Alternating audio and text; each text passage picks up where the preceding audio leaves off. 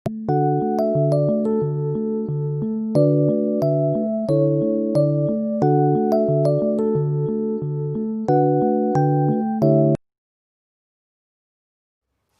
Friends, मैं अमित शर्मा नए video के साथ आपके सामने उपस्थित हूँ। उम्मीद करता हूँ पिछले सारे वीडियो आपने पढ़ लिए होंगे और आपको वो समझ में भी आए होंगे। अपनी प्रॉब्लम्स कमेंट बॉक्स में ज़रूर लिखकर बताइएगा, जिससे कि मैं उनका निदान कर सकूँ। आज हम आगे बढ़ेंगे। हम करने जा रहे हैं गॉस थ्योरम की एप्लीकेशंस। अब आज हमें जो करनी है वो करनी है स्फेरिकल शेल, गोलीय कोश। स्फेरिकल शेल के कारण इलेक्ट्रिक फील्ड 3 पॉइंटों पर होगी, आउटसाइड में, सरफेस पे, इनसाइड में। तो हम शुरू करते हैं आगे का काम। किसी भी गॉस थ्योरम को हल करने के लिए, फिगर को हल करने के लिए हमें 4 पॉइंट्स का इस्तेमाल करना पड़ेगा। सबसे पहले हम जिस सरफेस के बारे में बात कर रहे हैं उस पर हाइपोथेटिकल गॉसीय सरफेस बनाना होगा। काल्पनिक गॉसीय पृष्ठ की फॉर्मेशन करनी पड़ेगी, हमें रचना करनी पड़ेगी।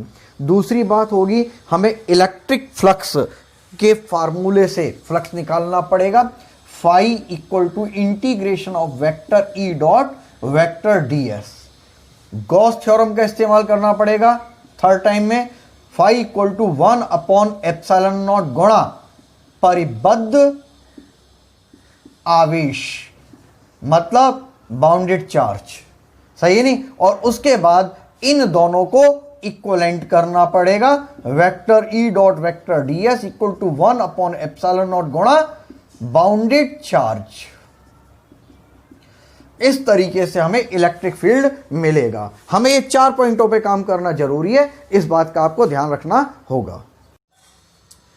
हमारा क्वेश्चन है आर त्रिज्या के समरूप आवेशित गोलीय कोश। देखिए जरा, ये वाला जो है ये कैपिटल आर रेडियस का स्फेरिकल शेल है।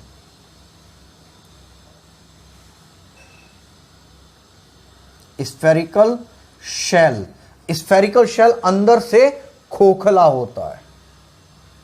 सबसे बड़ी बात ये, इसकी रेडियस ओ है, मतलब रेडियस आर है, ये ओ पॉइंट है, सेंटर पॉइंट है। और इस पर जो चार्ज है वो सरफेस पर इक्विवेलेंट रूप से डिस्ट्रीब्यूट है। ये सरफेस पर है ओनली, अंदर नहीं है। क्लियर।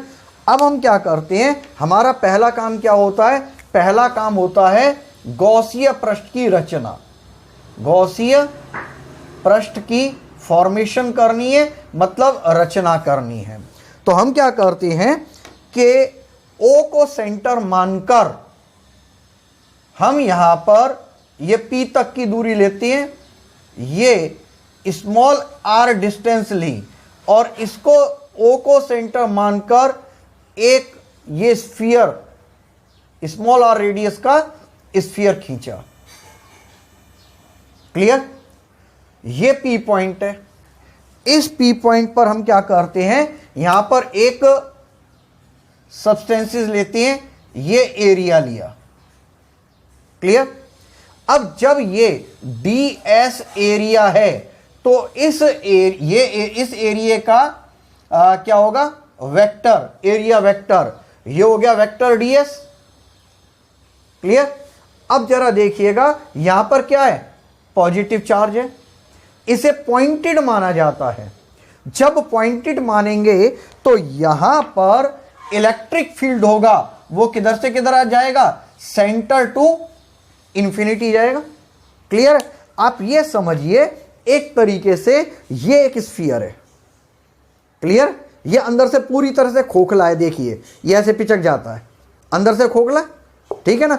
अब इसके सरफेस पर यहां पर ये वाला पी पॉइंट है, सेंटर से पी पॉइंट पर, इस पर ये क्या हो गया, यहां पे वेक्टर हो गया, एरिया वेक्टर हो गया।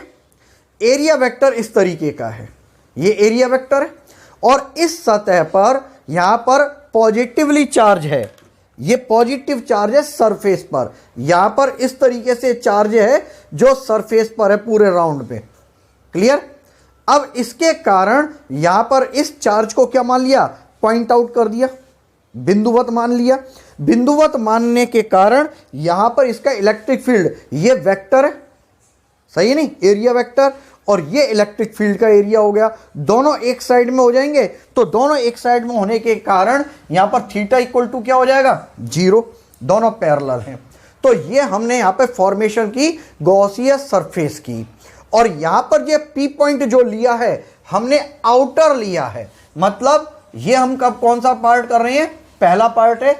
इसके अंदर जब स्मॉल आर कैपिटल आर से बड़ा होता है, कैपिटल आर यहां से लेके यहां तक का एरिया कैपिटल आर है, सही है नहीं, और यहां से लेके यहां तक का एरिया स्मॉल आर है। तो स्मॉल आर का मान कैपिटल आर से बड़ा होगा, मतलब पी बिंदु, ये जो पी बिंदु है, पी बिंदु से, पी बिंदु सतह से बाहर होगा। क्लियर? अब यहां पर हमने गॉसीय पृष्ठ की रचना की कि कैपिटल आर त्रिज्या का गोलीय कोश है, इस पर स्मॉल क्यू आवेश सतह पर समान रूप से वितरित होता है। स्मॉल आर केंद्र ओ से स्मॉल आर दूरी पर स्थित पी पर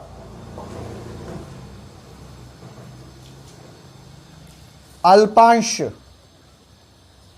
क्षेत्रफल ds लेते हैं। P पर वेक्टर ds व वेक्टर E समान दिशा में है। विद्युत क्षेत्र ds के लंबवत त्रिज्य होता है। त्रिज्य का मतलब समझिए आप, त्रिज्य का मतलब यह हो गया, ये यहां से लेके यहां तक की जो ये त्रिज्या है, गोले की त्रिज्या स्मॉल आर है, इस त्रिज्या के अनुदिश ही ये मान जा रहा है, लंबवत बाहर की ओर जा रहा है। क्लियर? तो यहां पर क्या हो गया, वेक्टर ई समानांतर वेक्टर ds, अतः यहां पर क्या हो जाएगा, थीटा इक्वल टू 0। क्लियर? अब ये वाली तो होगी फॉर्मेशन, पहला पार्ट पूरा हुआ। सेकंड पार्ट करते हैं, हमें क्या निकालना है, विद्युत फ्लक्स से, हमें विद्युत फ्लक्स से काम करना है। विद्युत फ्लक्स से क्या काम होगा, विद्युत फ्लक्स का फॉर्मूला क्या होता है, phi equal to close path integration of vector E dot vector ds। अब वेक्टर ई और वेक्टर ds दोनों सेम साइड में हैं। अब जब सेम साइड में है तो यहां पर क्या हो जाएगा, vector E parallel vector ds, theta equal to 0 degree, cos 0 equal to 1, तीनों चीजें यहां पर लिख दी। तो यहां पर क्या हो जाएगा, phi equal to integration E ds cos theta. Theta की जगह हमें क्या रखना पड़ेगा, 0, और 0 की जगह 1 क्या है, 1। तो E कांस्टेंट होगा पूरे सरफेस के लिए, यहां पर इलेक्ट्रिक फील्ड कांस्टेंट होगा, तो कांस्टेंट होने के कारण बाहर आ जाएगा, अंदर क्या बच जाएगा, ds। अब यहां पर ये जो ds है, integration of ds equal to, ये देखिएगा, ये स्फीयर है, यहां पर सब जगह हम इस तरह से ले सकते हैं, क्या, ds को कहीं पर भी लिया जा सकता है। अगर सभी ds का एरिया निकालकर सम किया जाए तो वो इंटीग्रेशन ds हो जाएगा और ये स्फीयर होगा। एरिया ऑफ द स्फीयर क्या होगा 4 पाई आर स्क्वायर। तो यहां पर क्या हो जाएगा phi equal to E into 4 pi R square. ये हमारा फर्स्ट इक्वेशन हो गया। तो हमारा पहला फॉर्मेशन हो गई। दूसरी हमारी होगी बात क्या इलेक्ट्रिक फ्लक्स। सही है नहीं। अब हम थर्ड पार्ट करते हैं। थर्ड पार्ट क्या हो जाएगा हमारा बाय गॉस थ्योरम, गॉस प्रमेय से। गॉस प्रमेय से क्या होता है Gauss theorem phi equal to 1 upon epsilon naught into यहां पर क्या हो जाएगा परिबद्ध आवेश। Then phi equal to 1 upon epsilon naught गुणा क्यू। इस पर सरफेस पर चार्ज कितना रखा था हमने, यहां पर क्यू लिया है या नहीं। क्लियर। तो ये हमारा हो गया इक्वेशन नंबर 2। पहला formation, second electric flux, third Gauss theorem और फोर्थ में क्या आ जाएगा from equation first and equation second. दोनों फाई को बराबर रखने। ये वाला मान यहां पर गया E into 4 pi R square equal to 1 upon epsilon naught into q. Clear.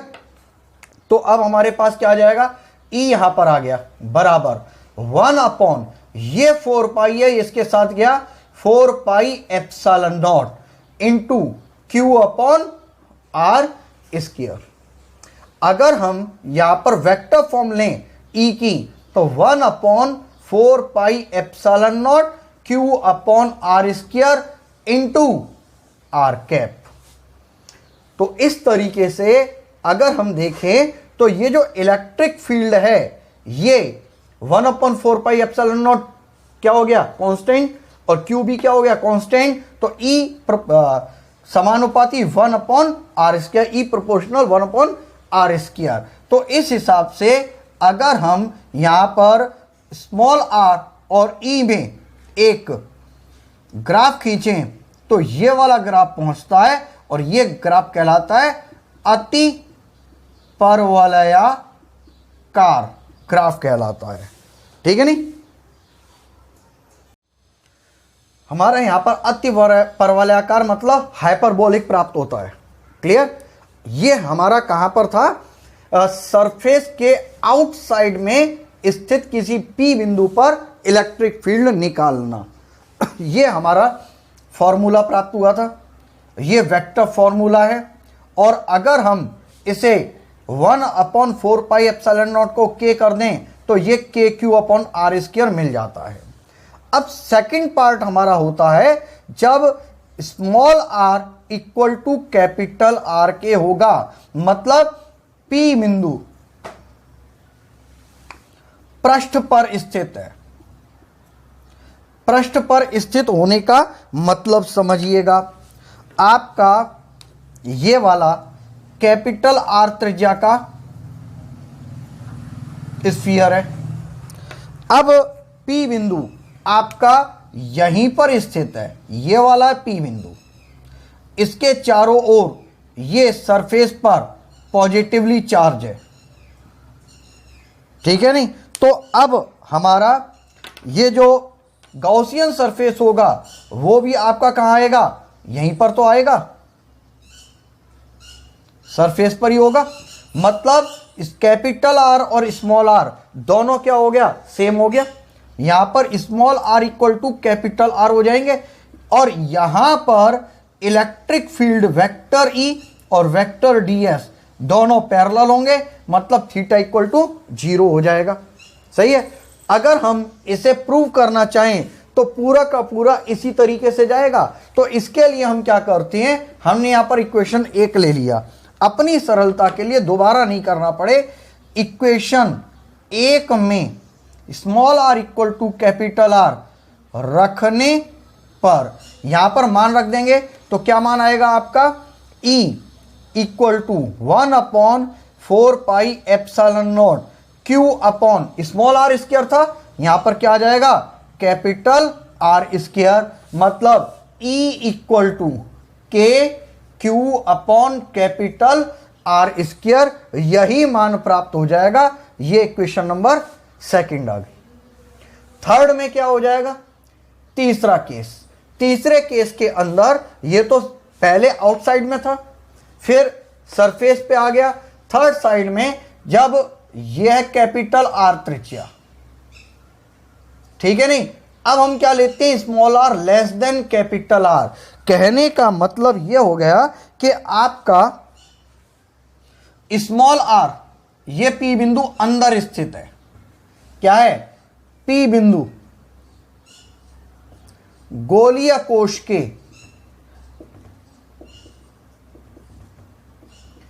अंदर स्थित है।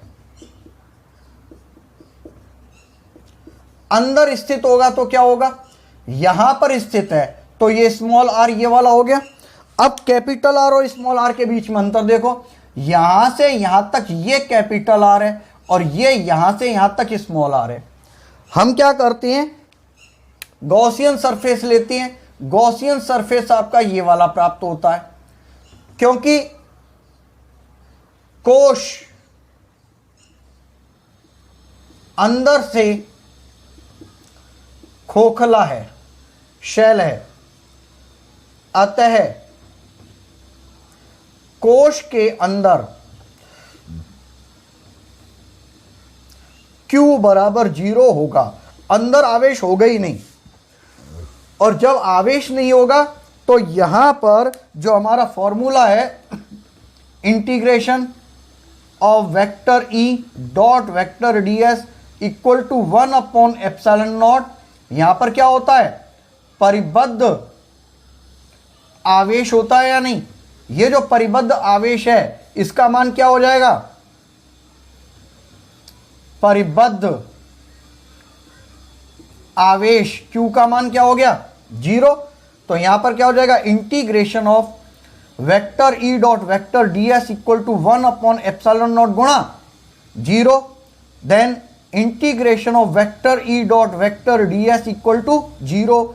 तो E बराबर यहां पर कितना मिल जाएगा, 0। मतलब जो इलेक्ट्रिक फील्ड है वो इनसाइड में 0 होता है, सरफेस पर मैक्सिमम होगा और आउटसाइड में 1/r² के अनुसार घटेगा। R बढ़ने पर E का मान घटता है। क्लियर। अब हम इलेक्ट्रिक फील्ड एंड डिस्टेंस के बीच में ग्राफ बनाएंगे, ठीक है नहीं। ग्राफ के द्वारा इलेक्ट्रिक फील्ड को बताएंगे। हमारे पास 3 कंडीशन प्राप्त हुई थी। विद्युत क्षेत्र कहां पर, आउटसाइड में। आउटसाइड में कितना मिला था आपको, 1/4πε0 Q/r²। दूसरा आया था E, सरफेस पर क्या होगा था, 1/4πε0 Q/R²। थर्ड आया था आपका E, इनसाइड में, और ये कितना था, 1/4πε0 इंटू Q की जगह 0 आ गया था। तो यहां पर क्या प्राप्त हुआ था, 0। ये हमारा स्फीयर, ये इसका सेंटर, ठीक है नहीं। तो हम क्या करते हैं, इस सेंटर से होता हुआ, ये ग्राफ का है एरिया, ये मूल बिंदु है, ये मूल बिंदु ग्राफ का, और ये ओरिजिन सेंटर स्फीयर का, दोनों सिमिलर है। यहां से यहां तक की जो डिस्टेंस है ये कैपिटल R है। तो हम क्या करते हैं, हम यहां से ये परपेंडिकुलर डाला इस तरीके से, तो ये वाली जो डिस्टेंस है ये हमारी कैपिटल R हो जाती है। सही है। अब ये तो हमारा इनसाइड हो गया, ये वाली स्थिति होगी सरफेस की, पृष्ठ की, और ये वाली डिस्टेंस हो गई जब R बाहर है, आउटसाइड में है। तो इस समय क्या होगा, जब E आउटसाइड का है तो यहां पर ये क्या होता है, E प्रोपोर्शनल 1/r²। तो यहां पर ये इस तरीके से जाता है, ये पैरेलल हो जाएगा, स्पर्श नहीं करेगा। E समानुपाती 1/r²। ये आपकी स्थिति कहां पे प्राप्त हो रही है, जब small r greater than capital R है, जब स्मॉल r का मान कैपिटल R से ज्यादा है। जब ज्यादा होगा तो दूरी के साथ साथ r बढ़ेगा तो E कम होगा।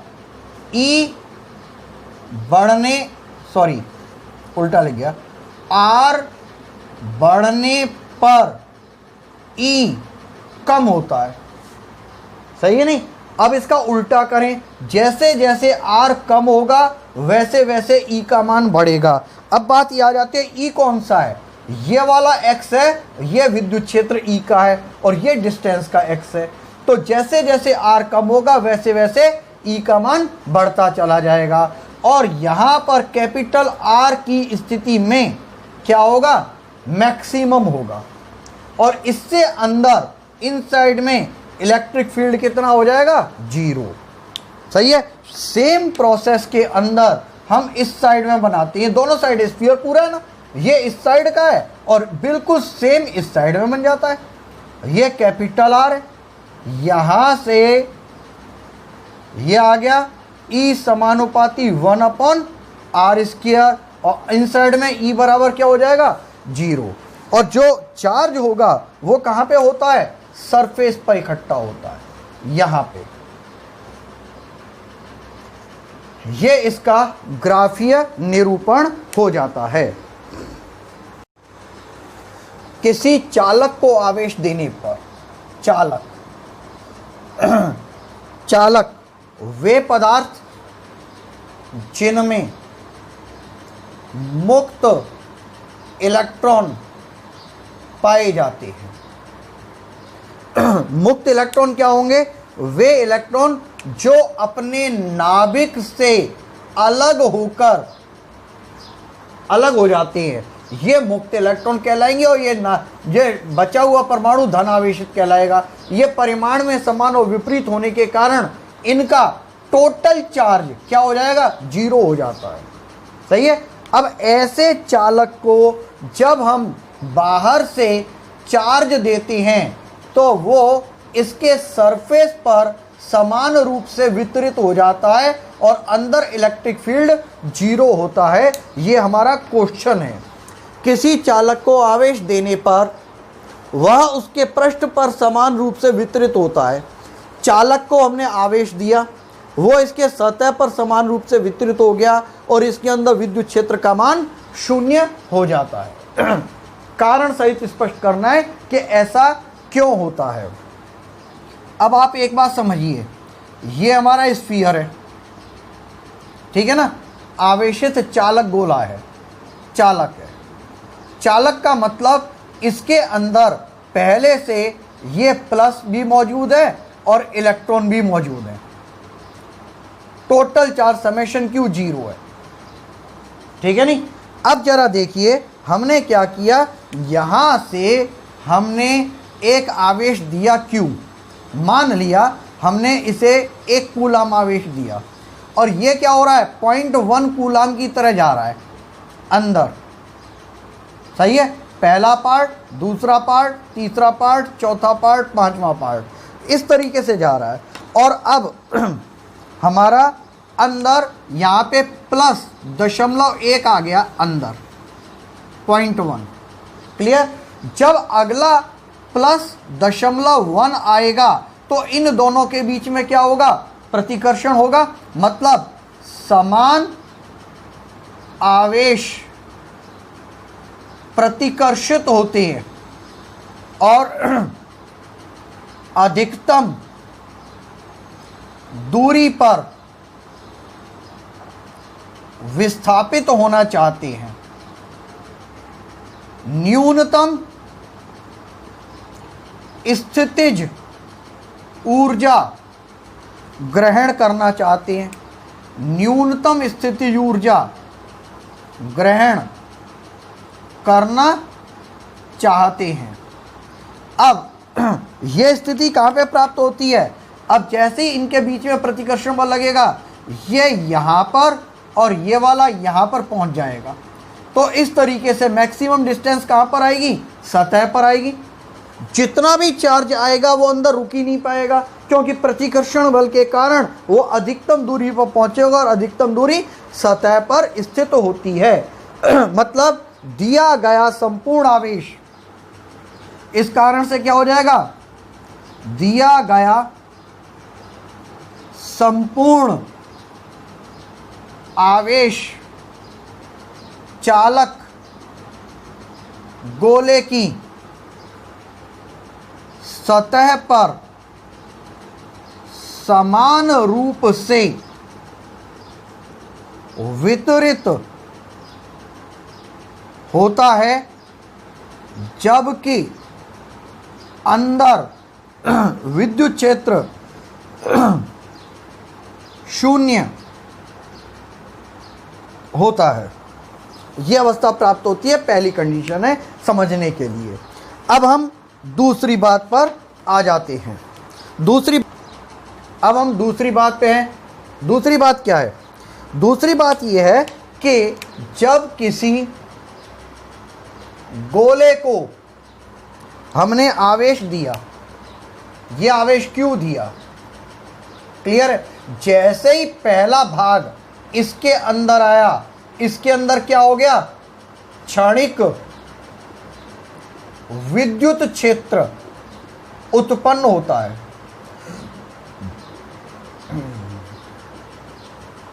अब क्षणिक आवेश क्या करता है? विद्युत क्षेत्र उत्पन्न करता है। अंदर क्या था? आवेशों का बीजगणितीय योग शून्य था, मतलब एक दूसरे के प्रभाव को कैंसिल कर दिया था। अब यहां पर क्या हुआ? क्षणिक विद्युत क्षेत्र उत्पन्न हुआ। क्षणिक विद्युत क्षेत्र का मतलब क्या है? एक जगह प्लस और एक जगह माइनस, प्लस से माइनस की ओर विद्युत क्षेत्र होगा। ये हमारा विद्युत क्षेत्र प्राप्त हो गया। इस विद्युत क्षेत्र के अंदर क्या होगा? यहां पर अगर कोई इलेक्ट्रॉन मौजूद है तो ये इलेक्ट्रॉन क्या करेगा?